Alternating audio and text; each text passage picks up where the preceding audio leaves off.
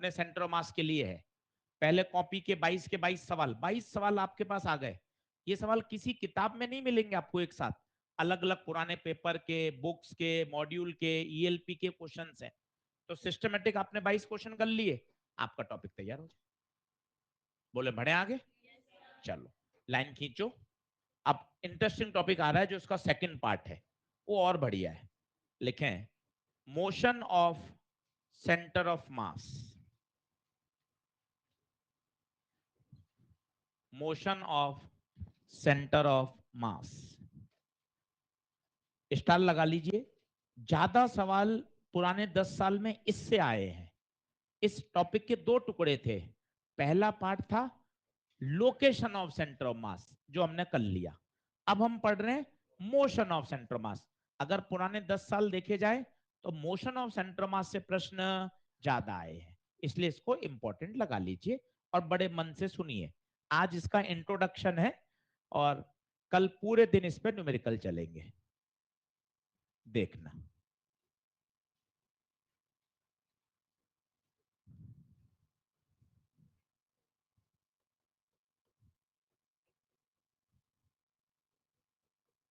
सभी लोग बोर्ड पे देखें, उसके बाद में नोट करना।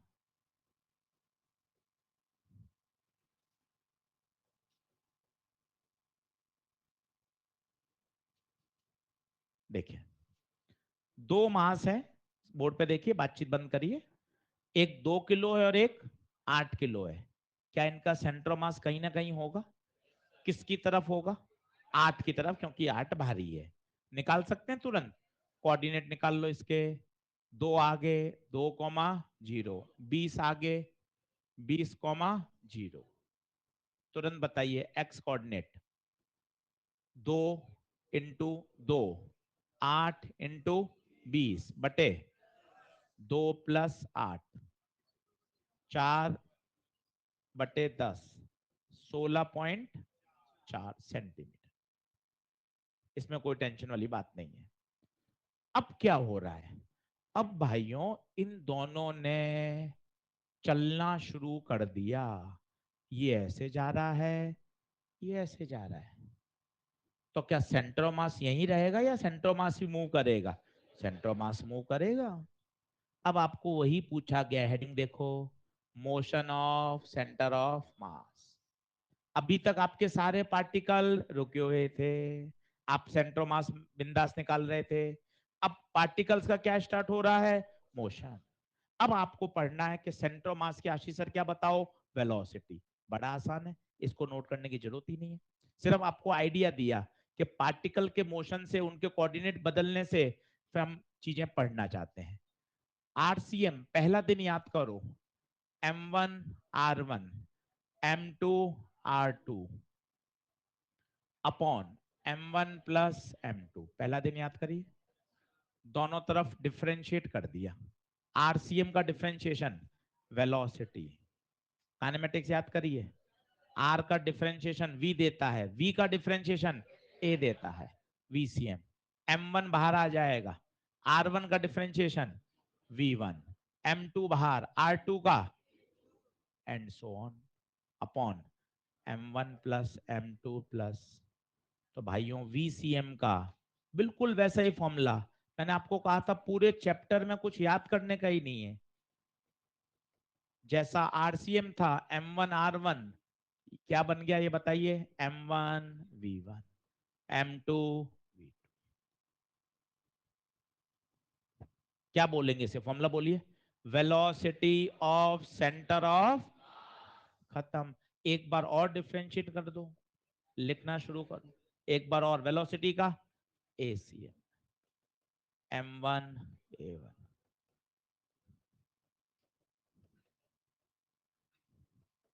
नोट कर लो, तीनों फॉर्मूले एक जैसे हैं, इसलिए कोई दिमाग पे ज्यादा जोर नहीं पड़ेगा। जो आरसीएम का है वहीं आर की जगह वी लिख दो तो वीसीएम हो गया, वी की जगह ए लिख दो तो एसीएम। बस बोलना सीखो। वीसीएम क्या है? Velocity of centre of mass. ACM acceleration of centre of मास। अभी बड़ी इसमें इंटरेस्टिंग चीज आने वाली है, पहले 2-3 न्यूमेरिकल कर लो, ताकि इस फॉर्मूले के साथ दोस्ती हो जाए, फिर बताता हूं।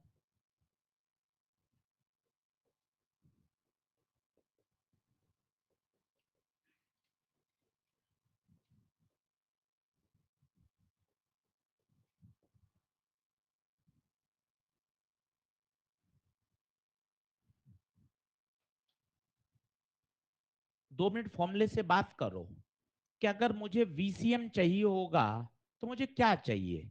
आशीष सर, वीसीएम निकालने के लिए पार्टिकल के मास चाहिए और पार्टिकल की वेलोसिटी चाहिए। इस तरह से याद करो, केवल रटो मत कि सर मुझे किसी ने पूछा find out the velocity of centre of मास, तो मुझे क्या क्या जानकारी होनी चाहिए। उस सिस्टम में हर पार्टिकल का मास और उनकी इंडिविजुअल वेलोसिटी। खत्म। बिल्कुल वैल्यू रखने वाला सवाल बन जाएगा, इतना आसान है। दो तीन करके देखो पहले, आइडिया लगेगा कि टॉपिक आसान है, फिर बढ़ेंगे आगे। आज 15 सवाल करने हैं मॉड्यूल के, ईमानदारी से। और कल मॉड्यूल लेके आना साथ में, कल चैप्टर को पूरा फिनिश कर देंगे। बढ़िया लिखें,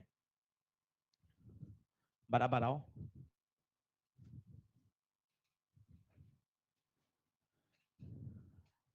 अब वही सवाल ले लो। अब लो ये वाला, ये हो गया पूरा।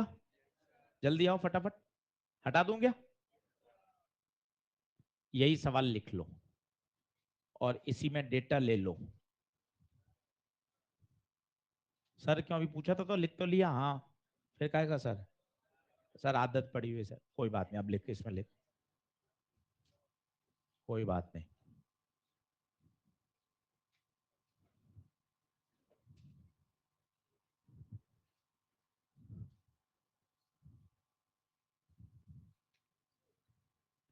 पहला पार्ट लिखिए, डायग्राम बना लीजिए।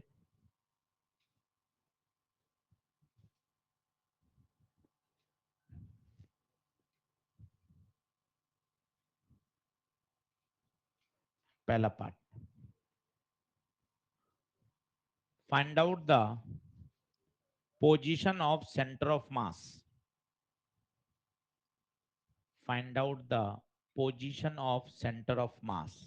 वो तो मैंने सॉल्व कर ही दिया है, पहला पार्ट। दूसरा, फाइंड आउट द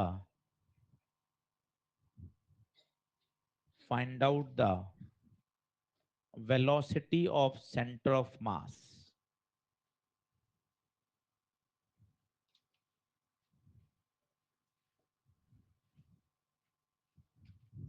तीसरा, find out the location of centre of mass after छोटा टी बराबर 1 सेकेंड।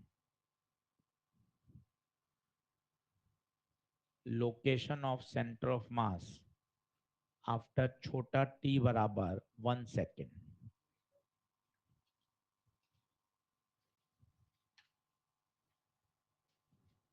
सब सेंटीमीटर में कर दो पूरा, सब यूनिट सेंटीमीटर में लगा दो। आफ्टर छोटा टी बराबर 1 second,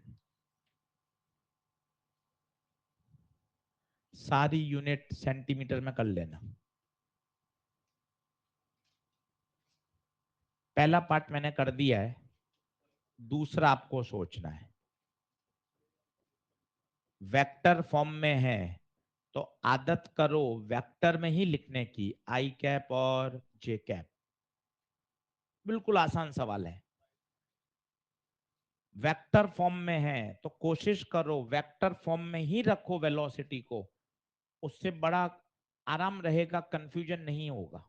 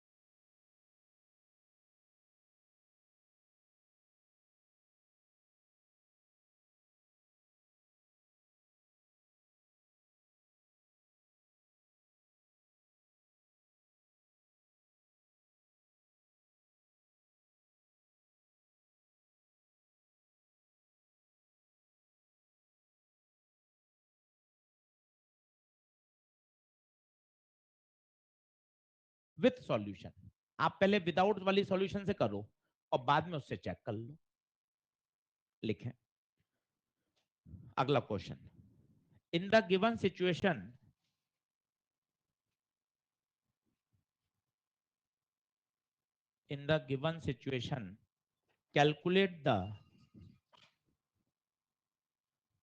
calculate the acceleration of center of mass.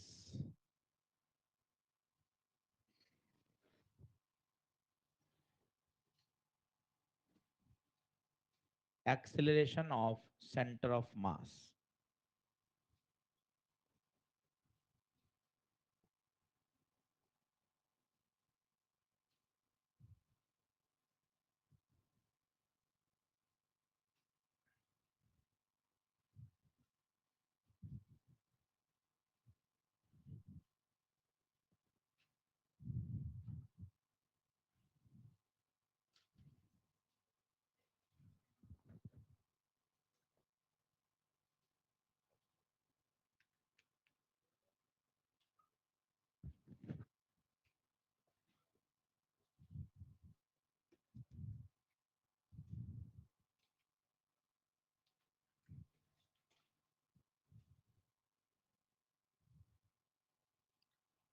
अब पहले तो ये सोचो कि एक्सीलरेशन ऑफ सेंटर ऑफ मास पूछा, तो पहले तो उसका फॉर्मूला याद करो।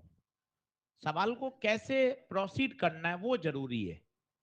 भागो मत। m1 a1 plus m2 a2 upon m1 plus m। Step number 1 यही है, जो पूछा गया है पहले उसका फॉर्मूला, और फिर एक बार एनालाइज करो यार मुझे क्या क्या चाहिए। मास चाहिए और उन दोनों के एक्सीलरेशन चाहिए। भाई एक्सीलरेशन कहां से आएगा? एनएलएम जिंदाबाद। इसलिए एनएलएम में अपन ने 200 क्वेश्चन कराए कि यार एनएलएम बहुत अच्छा आना चाहिए। हर चैप्टर में एनएलएम जुड़ा हुआ है। वर्क एनर्जी में 110 सवाल कराए, 101, 105।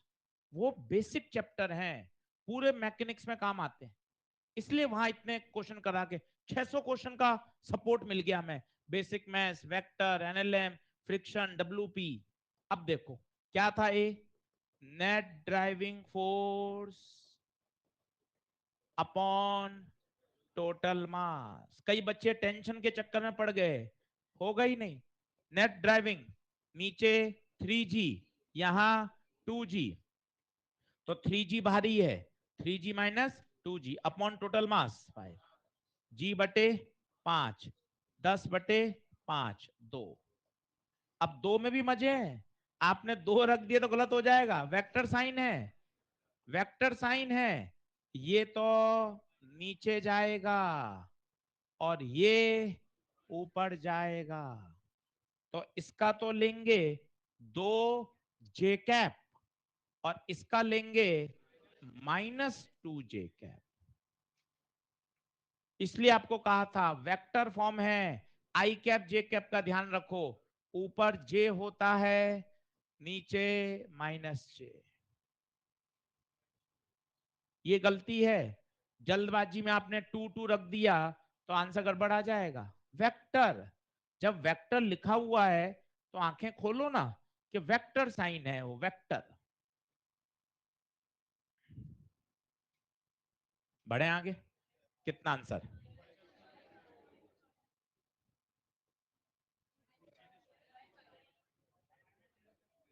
m1 3 into -2j, m2 2, 2j upon 5, तो माइनस का 6j प्लस 4j/5, माइनस का 2j/5। बिल्कुल आसान प्रश्न, कहीं कोई टेंशन वाली बात नहीं है, चैप्टर ही आसान है, बिल्कुल किया जा सकता है। बढ़िया, तैयार। अब लिखिए कंसेप्चुअल पॉइंट। अब थोड़ा ट्विस्ट है चैप्टर में समझने का, ये तो वैल्यू पुट करनी थी, कोई इसमें रॉकेट साइंस नहीं था। अब कंसेप्चुअल पॉइंट लिखिए। ऑनलाइन वाले बच्चों ठीक है बेटा, कोई लैग तो नहीं हो रहा? आकाश, फरहान, प्रीति, आशुतोष, रेहान, अस्तित्व, धीरज, बिल्कुल ठीक है बेटा, ठीक है चलो। अब सीखना, इंटरेस्टिंग बात है। और आपको पहला लेक्चर समझ में आएगा कि यार वो बेसबॉल का बैट फेंका था तो वो हुबली बुबली मोशन कर रहा था, उसके हर पार्टिकल का मोशन करना बड़ा कठिन था। परंतु एक पॉइंट ऐसा था जिसके बारे में आपने चर्चा कर ली तो पूरे बैट की चर्चा हो गई, वो कौन था? सेंट्रोमा। आज वही बात निकल कर आएगी, देखना आप, और पता चलेगा कि सेंट्रोमास कितना जरूरी है। देखना, मुझे बताओ वीसीएम, अभी बोला M1 V1 M2 V2 so on upon M1 plus M2। हाँ है क्या? देखते जाइएगा, VCM M1 V1 plus M2 V2 so on M1 plus M2 plus M3। क्या टोटल मास लिख दूं? क्या टोटल मास लिख दूं? नीचे देखिए सभी पार्टिकल का मास, तो क्या हो गया? Total mass.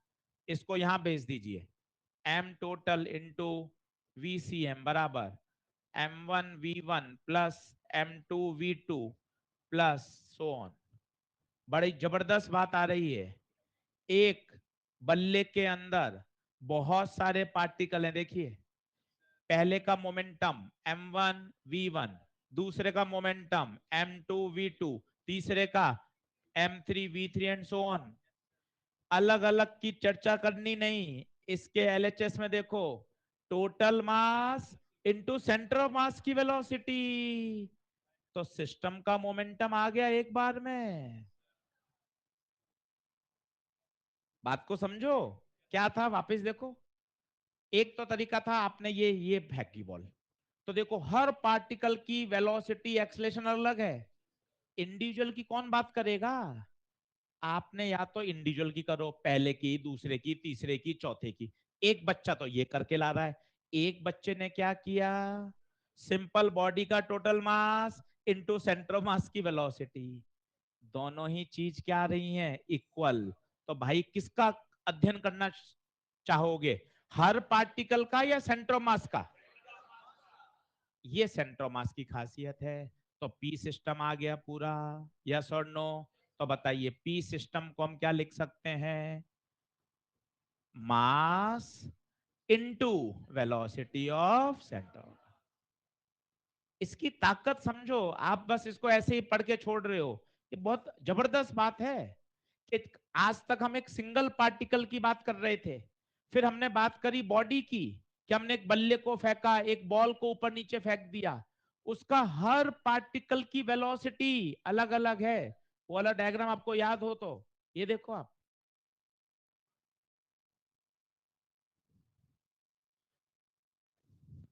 कहां से आएगा वो, हटा दिया होगा अब तो इन्होंने,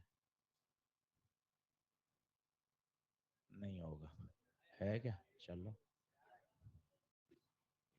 ये देखो आप, हर पार्टिकल अलग जा रहा है, ये देखो आप, ये बल्ले का ये किनारा देख लो, ये किनारा भी नीचे है, ये किनारा इधर चला गया, ये ऊपर, ये इधर, ये इधर, ये इधर, हर पार्टिकल टेढ़ा मेढ़ा भाग रहा है। या तो आप सब पार्टिकल की चर्चा करो, या देखो सेंटर ऑफ मास कितना मस्त मोशन कर रहा है, सिर्फ वो तो एक पैराबोलिक ट्रेजेक्टरी पे जा रहा है। यही तो मजा है, ये देखिए, स्विमर का डाइव करना, बॉडी का हर पार्ट इधर उधर मोशन कर रहा है, पर देखिए आप सेंटर ऑफ मास सीधा सीधा एक पैराबोलिक ट्रेजेक्टरी पे जा रहा है, पैराबोलिक ट्रेजेक्टरी पे जा रहा है। ये देखिए, ये बॉल फेंक दी, लाल लाल डॉट क्या बता रहा है? लाल लाल डॉट सेंटर ऑफ मास। देखिए सेंटर ऑफ मास सीधा सुंदर सबसे सिंपलेस्ट मोशन कर रहा है, सबसे सिंपलेस्ट। तो मैं आपको कहूं कि यार इसका मोमेंटम बताना है, तो आपके हर पार्टिकल का तो मास इनटू वेलोसिटी लिखने में जान निकल जाएगी। सीधा क्या करोगे? एम बल्ले का mass into centre of mass की velocity, this will give momentum of the system. क्या बातें समझ आ रही हैं क्या? देख लो, अभी तो और ट्विस्ट है, जो उस दिन फॉर्मूला लिखा था अब आएगा, दोनों तरफ डिफरेंशिएट कर दो, और मजे आएंगे। डिफरेंशिएट कर दो, ये बन जाएगा dp by dt, d by dt of mvcm, dp by dt Newton second law, the rate of change of momentum f, m बाहर, dv by dt, dv by dt centre of mass का acceleration. ये देखिए, ये पहले दिन लिखा था, F external बराबर एम ए सी एम, क्योंकि हर पार्टिकल, मैंने आपको कहा ये वाला देखना, ये रॉड है जमीन पे रखी हुई है, कहा था आप टेबल पे अपना पेन रखो और एक किनारे पे बल लगा दो, ये ऐसे हो जाएगा, ये ऐसे हो जाएगा। हर पार्टिकल का एक्सेलरेशन अलग है। देखना, इसने ज्यादा दूरी तय करी है, इसने कम करी है, इसने और कम करी, इसने कम करी, इसने कम करी। हर पार्टिकल की चर्चा करने में जान निकल जाएगी। बेहतर क्या है, फिर F बराबर एम ए, सर किसके लिए लगाऊं, सबका तो अलग अलग है। तो फिर लोगों ने क्या, बड़े लोगों ने सीधा किस पे लगाओ, सेंटर ऑफ मास फ्री। तुम्हारा वही उत्तर आएगा, अगर तुम इंडिविजुअल की बात करोगे तो भी सेम उत्तर आएगा। क्या आपको बेस समझ में आ रहा है? फॉर्मूले न्यूमेरिकल तो सब हो जाएंगे, एक बेसिक अंडरस्टैंडिंग भी आनी चाहिए। अब बढ़िया हो गया, एफ एक्शन बराबर M A into centre of mass. लिखना शुरू करो, फिर अभी कुछ और कॉन्सेप्ट आएंगे इस पर।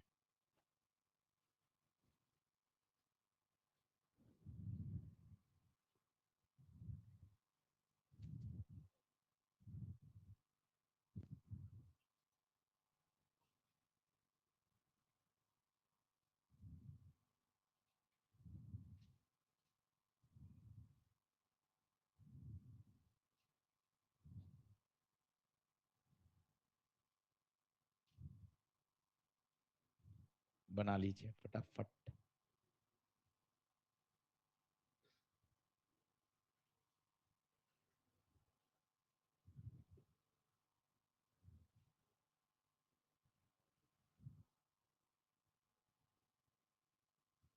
मिटाऊं क्या?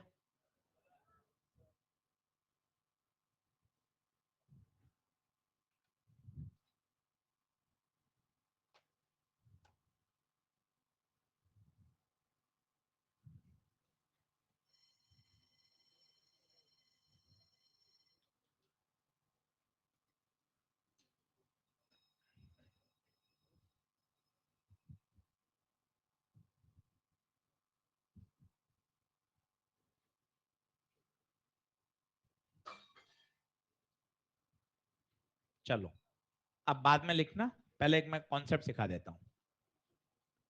एफ एक्सटर्नल बराबर आ गया M A C M, if external force on the system is zero. सभी ध्यान से देखिएगा, ये अकेली स्लाइड 15 प्रश्न सॉल्व करेगी कल, ये अकेली स्लाइड, इसलिए इसको बहुत ध्यान से देखना, छोटा सा कॉन्सेप्ट है। External force is zero, zero M A C M. सोचिए, एम तो जीरो हो नहीं सकता, इसका मतलब सेंटर ऑफ मास का एक्सेलरेशन जीरो। कब? कब? जब सिस्टम पर एक्सटर्नल फोर्स जीरो हो। इसके बहुत जबरदस्त मायने हैं। एक्सेलरेशन जीरो का मतलब, बचपन में पढ़ रहे थे, एक्सेलरेशन जीरो मतलब सेंटर ऑफ मास की वेलोसिटी कांस्टेंट। कांस्टेंट का क्या मतलब? क्या मतलब? अगर सेंटर ऑफ मास की वेलोसिटी जीरो है तो जीरो ही रहेगी, और अगर सेंटर ऑफ मास की वेलोसिटी 10 मीटर पर सेकंड है तो यही रहेगी। ये बात समझिए, बात में दम है। अगर सिस्टम पे कोई एक्सटर्नल फोर्स नहीं है तो सेंटर ऑफ मास का वेलोसिटी क्या रहेगी? कांस्टेंट। कांस्टेंट के क्या मतलब होते हैं? हम बोल देते हैं कांस्टेंट। कांस्टेंट के दो मतलब हैं, अगर बॉडी रेस्ट में है, उसकी वेलोसिटी जीरो है तो जीरो रहेगी, 10 से चल रहा है तो 10 से ही चलता रहेगा, जब तक उस पर कोई एक्सटर्नल फोर्स ना लगा। इसका मतलब सेंटर ऑफ मास को बदलने की जिम्मेदारी केवल किसकी है? External force. उसका सेंटर ऑफ मास की वेलोसिटी अगर जीरो है तो जीरो ही रहेगी। अगर पार्टिकल पूरे सिस्टम का centre of mass initially rest में है तो फाइनली भी रेस्ट में ही रहेगा। अगर सेंटर ऑफ मास चल रहा है तो चलता ही रहेगा। मैं आपको बताता हूं एक बात, जैसे एक रॉकेट है, एक रॉकेट है स्पेस में, ठीक है साहब, ये रॉकेट स्पेस में है, ग्रेविटी फ्री रीजन की बात कर रहे हैं। आराम से सुनिएगा, कल ये कहानी फिर सुनाऊंगा क्योंकि 2 दिन में आएगी। ये अभी सिस्टम पूरा का पूरा रेस्ट में है। बताइए इसका सेंटर मास रेस्ट में ही रहेगा, ये इसका सेंटर मास है। अब अचानक से ये एक्सप्लोड हो गया। क्या हो गया? एक्सप्लोड। ये इधर इधर इधर इधर इधर। पता है मजे की बात, सारे टुकड़े एक्सप्लोड होने के बाद भी सेंटर मास वहीं रहेगा। ये सारे पार्टिकल इधर इधर इधर इधर चले गए, इन सब का सेंटर मास यहीं आएगा। 15 मिनट बाद ये और आगे आगे चले जाएंगे, ये इधर आ गया, ये इधर आ गया, ये इधर, ये इधर, ये इधर, ये इधर, सबको पूरे सिस्टम का सेंटर मास फिर से। कारण बताइए, कारण।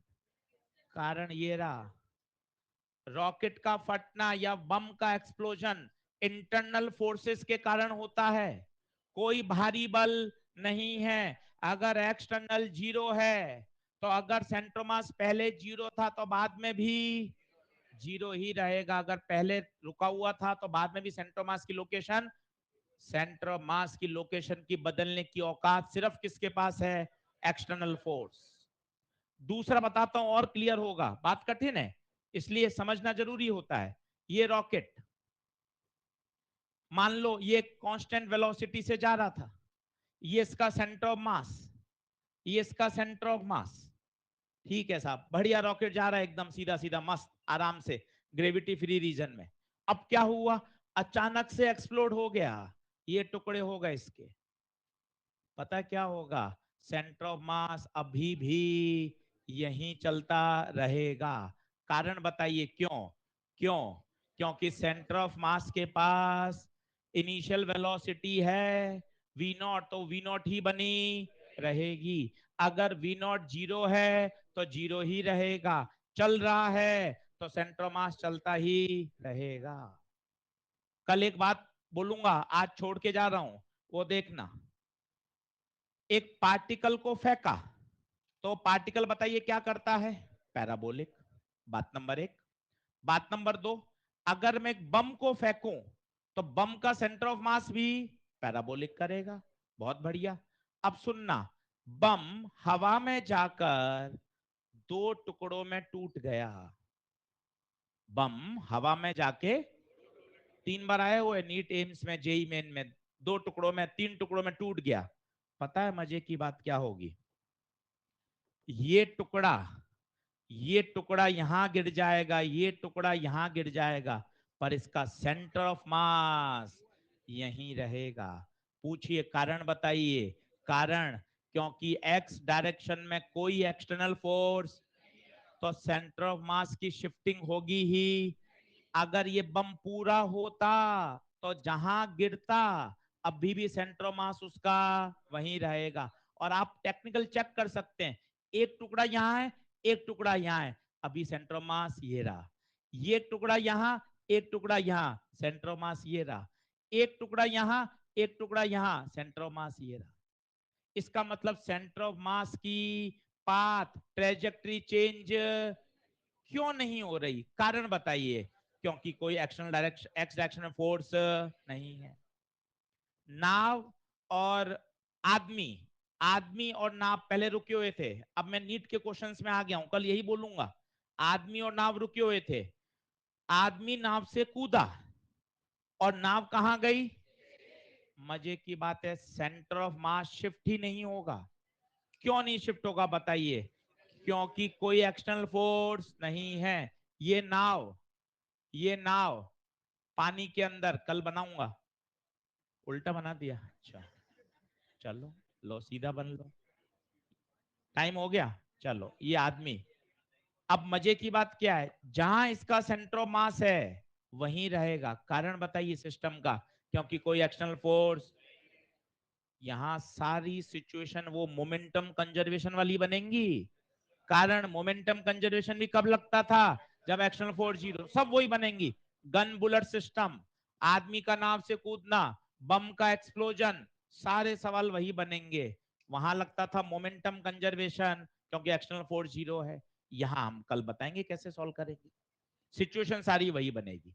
ये वाली बात काम की है, ये वाली बात, इस पर बात खत्म करिए।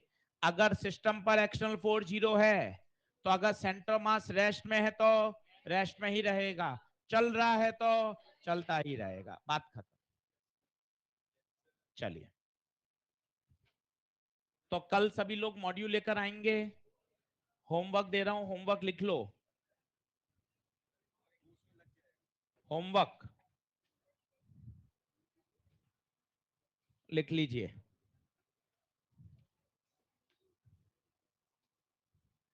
Exercise number 1, question number 15, question number 17, question number 18, question number 8, question number 7, 9, 10। Exercise number 2, exercise number 2 पूरी 1 से 13 सारे। Exercise 3, question number 16, question number 14, question number 12, question number पहला। ठीक है, सबसे पहले कल एक्सरसाइज 3 करके लाइएगा, उसके बाद एक्सरसाइज 2, इन दो पे सबसे ज्यादा फोकस करें। 2 और 3 अपने आप उसमें नाम करना है, उसमें निशान नहीं लगाने, वो तो चैप्टर खत्म हो गया, पूरी कर लें। सही, ये अपन वो छोटे बच्चे ने डायरी में होमवर्क रोज का रोज लिखा हो, चैप्टर खत्म अपने आप कर ले। मार कर रहा हूं निशान, ओके यस सर।